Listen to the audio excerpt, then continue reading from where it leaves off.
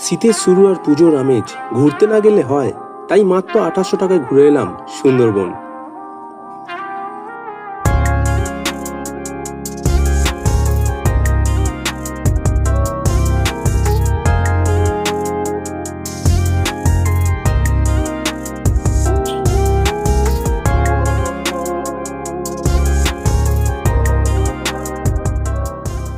সুন্দরবনে আমরা কি বাঘ দেখতে পাবো সেটার আশা নিয়ে শিয়ালদহ স্টেশন থেকে 8:28-এর ক্যানিং লোকাল ধরে পৌঁছে যাই ক্যানিং স্টেশনে, যেখানে আমাদের জন্য আগে থেকেই অটো ঠিক করা ছিল।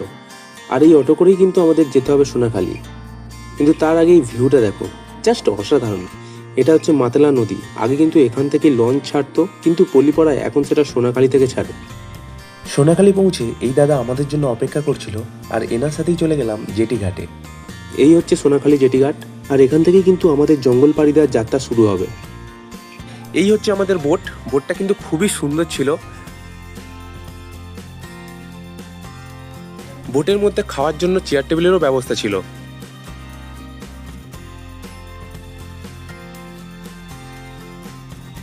বোটের নিচেই কিন্তু আমাদের রেস্ট নেওয়ার জন্য ছিল বিছানার ব্যবস্থা, আর সাথে টয়লেট করার জন্যও কিন্তু ব্যবস্থা ছিল। বোটের পেছনেই ছিল রান্নাঘর, যেখানে এই দুই কাকু এত গরমের মধ্যেও আমাদের জন্য সব সময় রান্নার ব্যবস্থা করে যাচ্ছিল।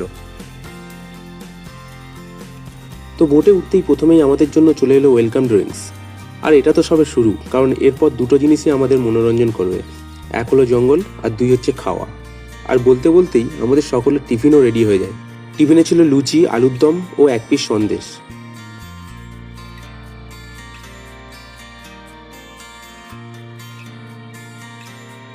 খাওয়া শেষ করে যখন আমরা জঙ্গল ভিউয়ের মজা নিতে থাকি, তখনই দাদারা বলল, শুধু দেখবেন কেন, খেতে খেতে দেখুন। তাই আমাদের জন্য চলে এলো চিংড়ি পকোড়া। তারপর আমাদের বোট চলে এলো গোসাপা ফেরিঘাটে। আর এখানেই দুটো স্পট আছে দেখার জন্য, এক হচ্ছে হ্যামিল্টন সাহেবের বাংলো, আর দুই হচ্ছে বেকন বাংলো। হ্যামিল্টন সাহেবের বাংলোতে কাজ চলছিল, যার জন্য ওখানে ঢুকতে দেয়নি। তাই আমরা চলে আসি বেকন বাংলোতে, যেখানে মাত্র 10 টাকায় টিকিট কেটেই তোমরা ভেতরে ঢুকতে পারবে। তো ভেতরটা খুবই সুন্দর ছিল, কিন্তু এত গরম ছিল যার জন্য আমাদের অবস্থা খারাপ হয়ে যাচ্ছিল। তো ভেতরে ছিল একটা বাড়ি, যেটা শুধুমাত্র রবীন্দ্রনাথ ঠাকুরের জন্য কিন্তু তৈরি করা হয়েছিল। আর ছিল রবীন্দ্রনাথ ঠাকুরের মূর্তি, একটা বড় পুকুর, আর ছিল খুব সুন্দর একটা গার্ডেন। আর বাই দ্য ওয়ে, এই রবীন্দ্রনাথ ঠাকুরের বাড়িটা কিন্তু ফাঁকাই ছিল। আমাদের বলা হয়েছিল ভেতরে অনেক কিছু আছে, কিন্তু গিয়ে দেখি পুরো ফাঁকা।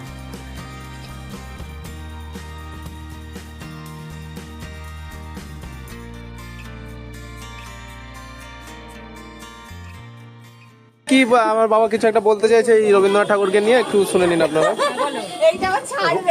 রবীন্দ্রনাথ ঠাকুর যখন লেখা ছেড়ে দিয়েছিল, তখন তার অভাবে দাঁড়িয়ে গিয়েছিল, অনেক পয়সা তো হাতে ছিল। এই সময় এখানে তো সকলের কাছ থেকে পয়সা চাইছে, ওই জন্য তারপর আমরা ওখান থেকে বেরিয়ে বোটে চলে আসি, যেখানে আমাদের জন্য লাঞ্চ রেডি ছিল। আর লাঞ্চে ছিল ভাত, ডাল, বেগুনি, পটল চিংড়ি, ইলিশ ভাপা, চাটনি, পাঁপড়।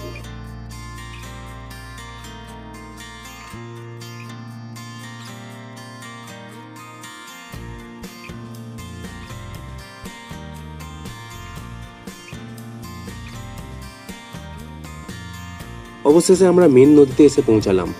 আর এই যে সামনে নদী পাড়টা দেখছো, এটাই কিন্তু সুন্দরবনের মেন জঙ্গল। আর এই জঙ্গল দিয়েই শুরু হবে আমাদের রয়্যাল বেঙ্গল টাইগার খোঁজার অভিযান। তোমরা কিন্তু দেখতে পাচ্ছ নদীর ধারটা মোটা তারের জাল দিয়ে ঘিরে দেওয়া হয়েছে। এর কারণ হচ্ছে এর উল্টো সাইডটাই কিন্তু লোকালিটি এরিয়া, যার কারণে সুন্দরবনের বাঘ নদী সাঁতারে ওই এরিয়ায় চলে যেত। আর ওখান থেকে গরু, ছাগল, এমনকি মানুষ পর্যন্ত শিকার করে সাঁতারে আবার জঙ্গলে ফিরে আসতো। যার কারণে ওখানকার মানুষ এই পাড়টা মোটা তার দিয়ে ঘিরে দিয়েছে। তো বিকাল হয়ে গেছে, আর আমরা পাখিরালয়েও পৌঁছে গেছি। আর এখানেই রয়েছে আমাদের থাকার ব্যবস্থা। তো লঞ্চ ঘাট থেকে মাত্র 2 মিনিট হেঁটেই চলে এলাম আমাদের হোটেলে। এই হোটেলটায় থাকবে আমাদের গ্রুপ, আর আমরা থাকবো এই হোটেলটায়। এখানে রুমগুলো কিন্তু খুবই ভালো ছিল, আর এখানে এসি, নন এসি দুটোরই ব্যবস্থা আছে।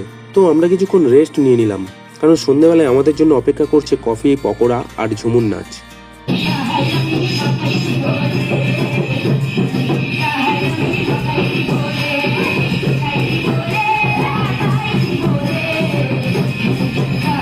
তো কিছুক্ষণ ঝুমুর নাচ দেখে চলে গেলাম ডিনার করতে। আর ডিনারে ছিল ভাত, ডাল, আলু ভাজা, সাথে মটন। আর মটনটা যা করেছিল, উফ, পুরো চুমু। আর শেষে ছিল একটা করে মিষ্টি।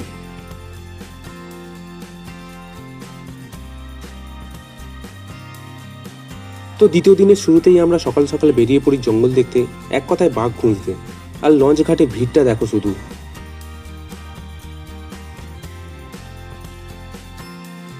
এই যে ঘাটটা দেখছো, এখান থেকে উঠবে আমাদের আজকের গাইড। আর এই হচ্ছে আমাদের গাইড, এনার নাম কৃষ্ণপদ মণ্ডল। ইনি আমাদেরকে জঙ্গল সম্বন্ধে কিছু নিয়ম বললেন আর আমাদের জীবনে জঙ্গল কতটা গুরুত্ব সেটা বোঝালেন। এখানে আমরা কোনো প্লাস্টিক বা কোনো চিপসের প্যাকেট বা কোনো চায়ের কাপ যা যা ওয়েস্ট থাকবে সব ডাস্টবিনে। কেউ আপনারা ভুলে বোটে বা কোনো জলে ফেলবে না, সব ডাস্টবিন ব্যবহার করবেন। যদি কেউ জলে ফেলেন 5,000 টাকা ফাইন পারে। তারপরেই চলে এলো আমাদের ব্রেকফাস্ট। আর ব্রেকফাস্টে ছিল নানপুরি, মশলা চানা আর মিষ্টি।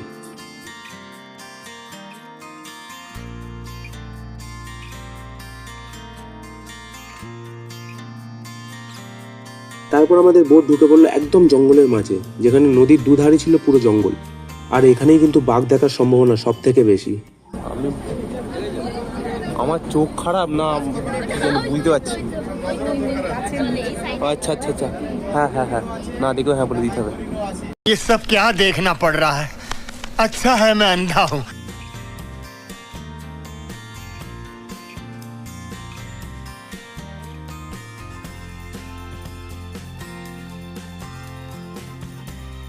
তারপর আমরা গভীর জঙ্গলের ভেতরে প্রবেশ করলাম, আর জঙ্গলের মজা নিতে নিতে আমরা পৌঁছে গেলাম দেবাঙ্কি ক্যাম্প।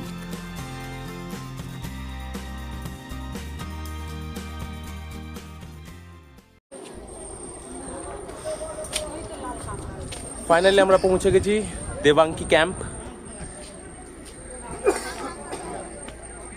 এটা হচ্ছে একটা ওয়াচ টাওয়ার, যেখান থেকে আমরা সমস্ত পশুগুলোকে খুব ভালোভাবে দেখতে পাবো। হোপফুলি যদি বাঘ দেখা যায় তো আরও খুব ভালো। দেখা যাক কি দেখা যায়।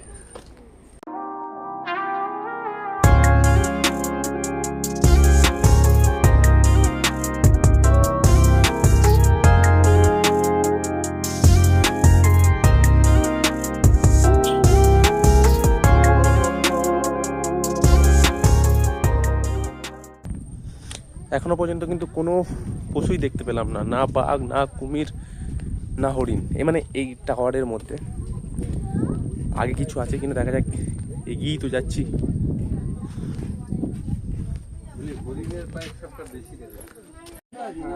এখানে হরিণের পায়ের ছাপ দেখা যাচ্ছে গাইস, দেখতে পাচ্ছ কিনা জানি না। এটা হচ্ছে হরিণের পায়ের ছাপ। এখান থেকে হয়তো কিছুক্ষণ আগে হরিণ পাস হয়েছে।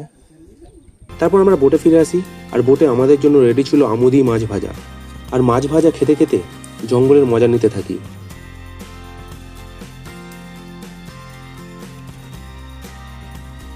আর অলরেডি বৃষ্টিও শুরু হয়ে গেছিল, কিন্তু তার মধ্যেও আমাদের বাঘ খোঁজা বন্ধ হয়নি।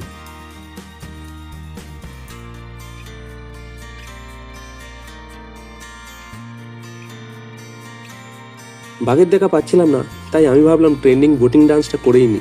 ডান্স দেখে যদি বাঘ আসে। কিন্তু বাঘের দেখা নাই রে বন্ধু, বাঘের দেখা নাই।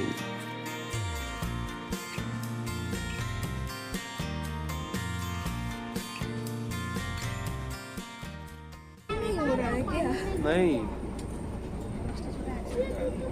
অপেক্ষা এখনো জারি। সবাই মিলে অপেক্ষা করছে বাঘ দেখার জন্য, কিন্তু বাঘ এখনো কিন্তু দেখতে পাচ্ছে না।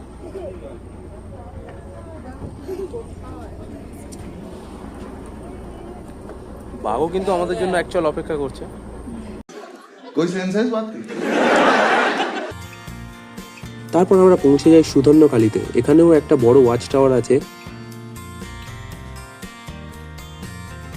কিন্তু ওয়াচ টাওয়ারে ঢোকার আগে আমাদের এন্টারটেইন করছিল এই নটি বাঁদরটা।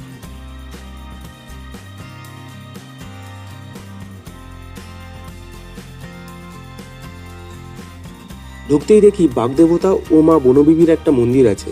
এখানে লোকেরা বিশ্বাস করে যে এনাদের পুজো করলে জঙ্গলে বাঘ আক্রমণ করে না। সুন্দরবনে মানুষের বাঘের প্রতি ভয়, ভক্তি ও শ্রদ্ধার জন্য বাঘ এইভাবে তাদের ধর্মীয়, সামাজিক এবং সাংস্কৃতিক জীবনের সঙ্গে অঙ্গে অঙ্গে মিশে আছে। তো ভেতরে ঢুকে চমকে গেলাম, দেখলাম বাঘ লুঙ্গি পরে বসে আছে। তাই তাকে ডিস্টার্ব না করে সোজা ওয়াচ টাওয়ারে উঠে পড়ি। এই যে পুকুরটা দেখছো, সুন্দরবনের পশুরা অনেক সময় এখানে জল খেতে আসে। তো এখান থেকেও বাঘ দেখার সম্ভাবনা ছিল, কিন্তু দেখতে পাইনি। ফেরার সময় আমাদের গাইড বলল যে এটাই সেই সুন্দরী গাছ যেটার সম্বন্ধে আমরা ছোটবেলায় বইয়ে পড়েছি। সুন্দরী, এই সুন্দরী। সব লেখা আছে দেখেন না। আর দেখলাম ক্যাপ্টেন জ্যাক স্প্যারোর আধুনিক ভার্সনের জাহাজ বিলুপ্ত হয়ে পড়ে আছে। তারপর বোটে ফিরে লাঞ্চ করে নিলাম, আর লাঞ্চে ছিল ভাত, ডাল, আলু ভাজা, ইলিশ পাতুরি, চিংড়ি মালাইকারি। আর চিংড়ি মালাইকারিটা এত ভালো হয়েছিল আমি তো 5টা খেয়ে নিয়েছি, আর সাথে ছিল চাটনি পাঁপড়।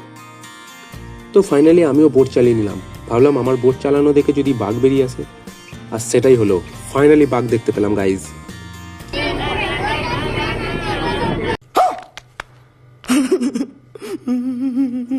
বিকাল হতেই আমরা হোটেলে ফিরে আসি, আর সন্ধ্যেবেলায় বেগুনি মুড়ি খেয়ে বেরিয়ে পড়ি মার্কেট ঘুরতে। এখানে মার্কেটটা কিন্তু বেশ বড়ই ছিল, আর যেহেতু কালকে বাড়ি ফিরে যাচ্ছি তাই সবাই যেমন পেরেছে মার্কেট করে নিয়েছে। তার মধ্যে আমার মা যা দেখছে তাই পছন্দ হয়ে যাচ্ছে, তাই আমি আর আমার বাবা ওখানে বেশিক্ষণ না থেকে সোজা হোটেলে ফিরে আসি, কারণ আমাদের জন্য ডিনার রেডি ছিল। ডিনারে ছিল ফ্রাইড রাইস, আলুর দম, চিকেন কষা, সাথে একটা মিষ্টি। তো গাইজ ফাইনালি আমরা বেরিয়ে পড়েছি হোটেল থেকে বাড়ি যাওয়ার জন্য। আর আমাদের সুন্দরবন খুব আনন্দ পেয়েছি, সাকসেস হয়েছে শুধুমাত্র এই দাদাদের জন্য। আর থ্যাংক ইউ এতটা সাহায্য করার জন্য, এতটা হেল্পফুল সমস্ত দিক থেকে। এই দাদা, আরেকটা দাদা আছে, সমস্ত দিক থেকে হোটেল থেকে শুরু করে খাওয়া দাওয়া, আর এনাদের খাওয়া দাওয়া খুবই সুন্দর। আর থ্যাংক ইউ দাদা। যদি কোনোদিন আসো সুন্দরবন তো এই দাদাদের কন্ট্যাক্ট নাম্বার দিয়ে দেবো, যোগাযোগ করে নেবে, ঠিক আছে? তো এই হচ্ছে আরেকটা দাদা, এনার নাম হচ্ছে সনাতন দা। আর আগের যে দাদাটা বলেছিলাম সেটার নাম হচ্ছে দীপঙ্কর দা। এনারা খুবই হেল্পফুল, এনারা আমাদেরকে সমস্ত দিক থেকে সাহায্য করেছে।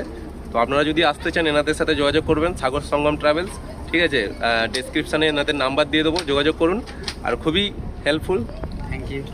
তো আজকে হচ্ছে শেষ দিন, তাই আমরা পাখিরালয় থেকে ব্যাগপত্র নিয়ে একেবারে বেরিয়ে পড়লাম। আর বোটে উঠতেই সকালে টিফিনও রেডি ছিল, হিং কচুরি আর ছোলার ডাল। তো খাওয়া দাওয়া করে আমরা ফাইনাল স্পটে ঢুকলাম, যেটা হচ্ছে লোকনাথ বাবার একটা মন্দির। সবুজ ধান গাছে ঘেরা খুব সুন্দর একটা গ্রাম্য পরিবেশ।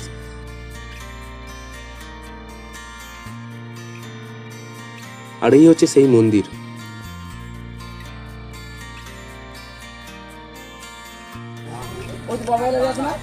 হাই করে দাও। সবাই সুন্দরবনে ঘুরতে এসে কেমন লাগছে?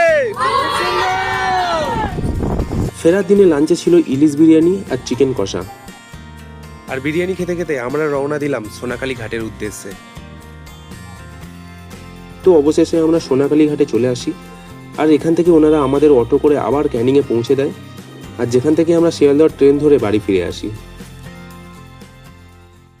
তো ফাইনালি আমরা বাড়ি চলে এসেছি। আশা করছি তোমাদের ভিডিওটা খুব ভালো লেগেছে। যদি ভালো লেগে থাকে লাইক করো, কমেন্ট করে জানাও কেমন লাগলো, আর চ্যানেলটিকে অবশ্যই সাবস্ক্রাইব করে রাখো। আর তোমরা যদি সুন্দরবনে ঘুরতে যেতে চাও, ডেসক্রিপশনে ওনাদের নাম্বার দেওয়া আছে, অবশ্যই যোগাযোগ করো। আর এই চ্যানেলে আমি ফানি শর্ট ভিডিও আপলোড করি, চাইলে চেক আউট করতে পারো। তো দেখা হচ্ছে পরের ভিডিওতে, বাই।